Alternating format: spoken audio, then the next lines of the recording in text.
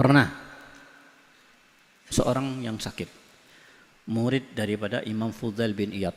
Fudail bin Iyad ini gurunya orang terkenal, ya, orang Masya Allah. Tapi Allah takdirkan dengan takdir yang berbeda dengan kepada muridnya. Muridnya beliau ini sakit keras, sakit di rumahnya. Akhirnya didatangin untuk dijenguk oleh gurunya ini. Ketika dijenguk ternyata keadaannya memang sakit berat, sakit parah, dan bahkan sudah mau mati. Fudail bin Iyad melihat keadaan sudah enggak diharapkan sembuhnya, tinggal nunggu waktunya aja.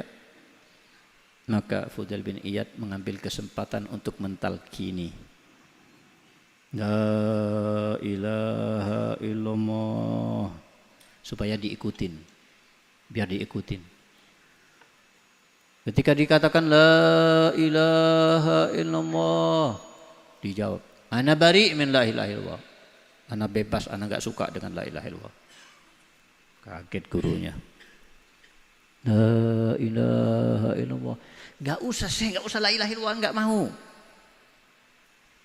Diulang-ulang tetap begitu. Hanya pulang gurunya, gak lama dapat kabar mati. Matinya husnul khotimah apa su'ul khotimah?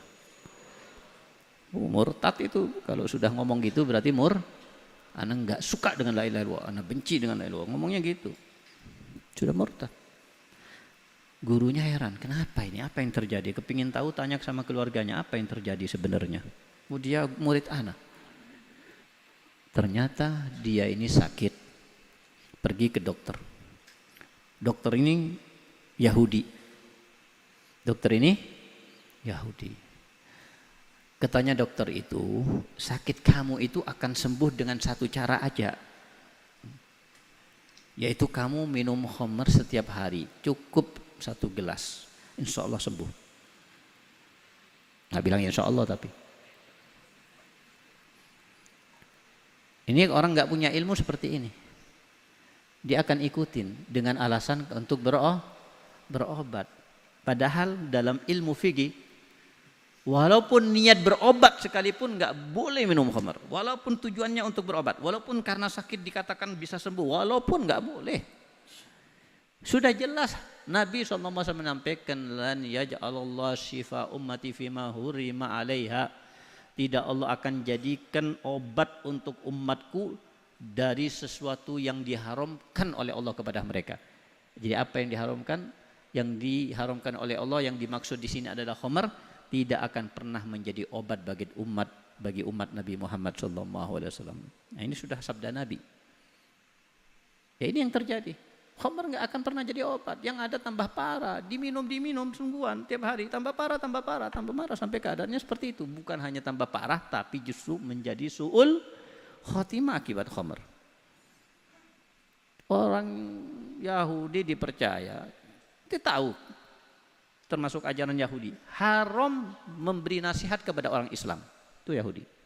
Jangan percaya orang Yahudi memberi nasihat kepada orang Islam. Haram, bagi mereka itu ajarannya haram. Walaupun dokter nggak boleh memberikan saran yang baik buat pasiennya, walaupun ya pasiennya itu orang Islam, haram bagi mereka. Nah, ini kalau punya ilmu ngerti. Nah, karena ilmunya masih sedikit nggak ngerti, terjadi apa yang terjadi. Ya, hati-hati. Ya, mendekat pun jangan, apalagi ya menggauli, apalagi melakukan, apalagi nauzubillah, jangan ikut-ikutan. Ya, kalau ada teman yang mendekati aja jauhin. Ya, kalau bisa nasihatin, kasihan teman itu jangan sampai terjerumus. Dan biasanya yang suka khamr diawalin dengan suka rokok. Maka hati-hati. Orang ketagihan rokok lama-kelamaan bisa terjerumus ke dalam sesuatu yang lebih berat, yaitu khamr. Dan juga termasuk selain khamr adalah narkoba dengan bentuk dan jenis semua narkoba. Makanya yang lebih aman jangan ngerokok, lebih sehat jangan ngerokok, lebih dapat kebaikan jangan ngerokok. sebagai bentuk nasihat. Walaupun misalnya pun anggaplah rokok itu makruh, enggak haram. Ada yang mengatakan makruh, ada yang mengatakan haram. Ambillah makruh. Misalnya makruh, dianjurkan dijauhin apa dianjurkan diamalkan? Nah, misalnya makruh pun dianjurkan ditinggalkan. Ustaz, ini kan makruh, Ustaz, enggak haram. Ya makruh itu kan dilarang, makruh itu yang dijauhin makruh.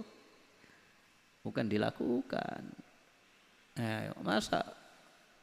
Ya belum lagi yang madarat dari segi kesehatannya. Dari segi kesehatan bagus apa enggak ngerokok? Dari segi kesehatan enggak, dari segi agama enggak. Terus ikut siapa ente? Dari ikut ulama enggak, ikut dokter enggak. Terus ngerokok ikut siapa ngerokok itu? Mungkin enggak ikut ulama tapi ikut dokter, katanya dokter bagus. Ini enggak, dokter bilang bagus enggak rokok? Enggak. Apalagi ikut ulama. Ulama mengatakan haram, kalau enggak ya makruh. Mau ikut siapa? Inti ngerokok ikut siapa? Ikut Yahudi. Ikut orang kafir yang tujuannya memang menjerumuskan umat Islam kepada bahaya. Tersebarnya rokok pertama kali di Inggris.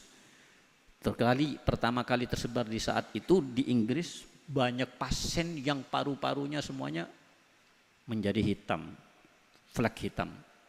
Karena kebanyakan merokok, orang merokok. Paru-paru, bukan hanya paru-paru kan, paru-paru, jantung, apalagi gangguan pernafasan, gangguan kehamilan dan kanker dan lain sebagainya. Bahkan terakhir rokoknya dirubah bacaannya. Hati-hati apa? Rokok membunuhmu. Hati-hati, itu dari dokter. Rokok membunuhmu, enggak apa-apa. Ya apa-apaan membunuhku. Ya sudah kalau ente mau, tapi bayar.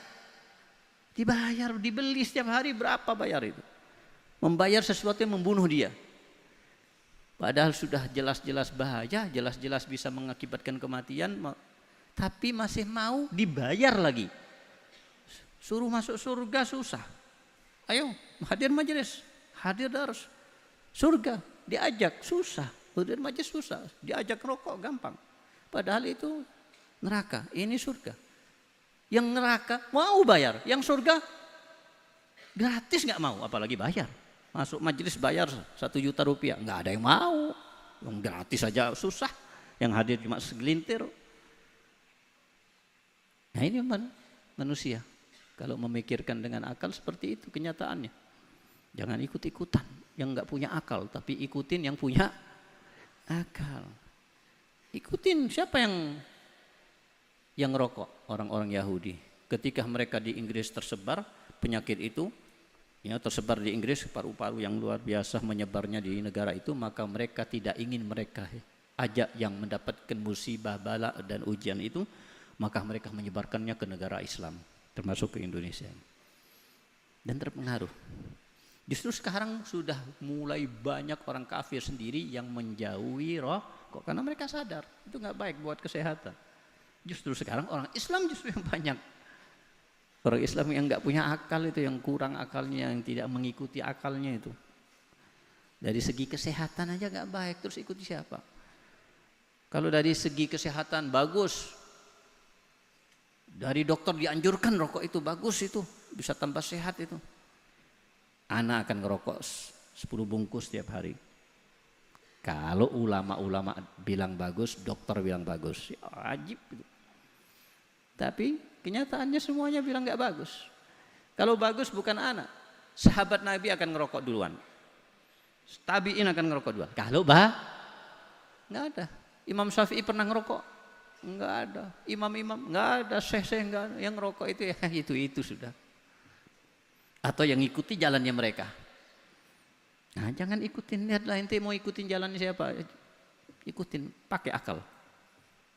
Ya, jangan pakai hawa. Nah, yang pakai hawa nafsuan, pokoknya anak kepingin bergaya, anak kepingin nyoba, anak kepingin fly dan lain sebagainya. Ada. Jangan ikutin hawa nafsu, nggak ikutin akal. Jangan ikutin hawa nafsu, terjerumus nanti ke dalam azab Allah, murka Allah. Na'udzubillahi min zalik.